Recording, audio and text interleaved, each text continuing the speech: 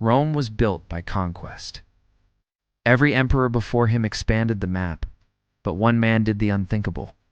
At the height of Roman power, Emperor Hadrian stopped conquering and built walls instead.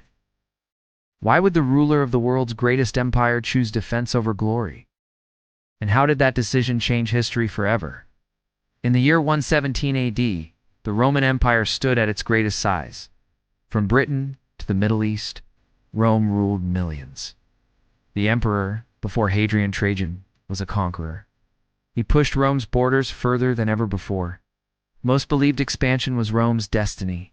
More land, more enemies defeated, more glory. Then came Hadrian, and instead of marching forward, he ordered Roman armies to step back. Hadrian was not born into royalty. He was educated, fluent in Greek, and deeply interested in philosophy, architecture, and law.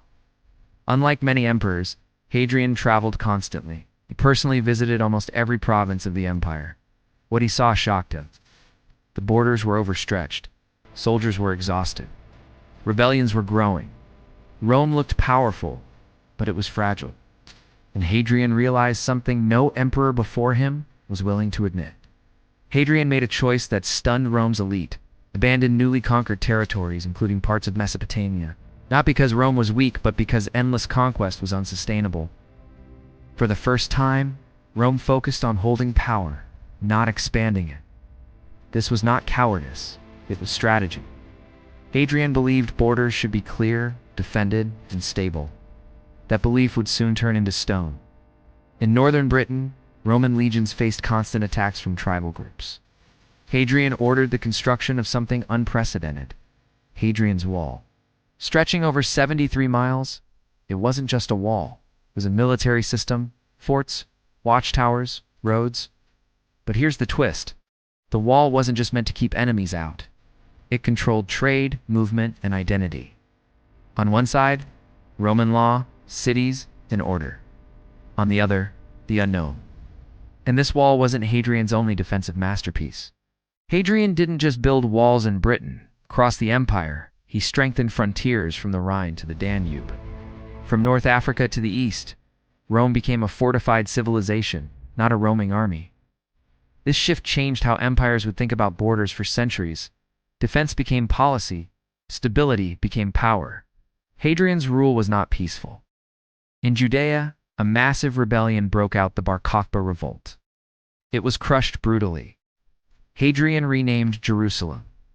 Jews were banned from entering the city. His vision of order came at a high human cost. History remembers him as both a builder and an enforcer. So was Hadrian a wise protector, or a tyrant in philosopher's robes? Hadrian ruled for 21 years.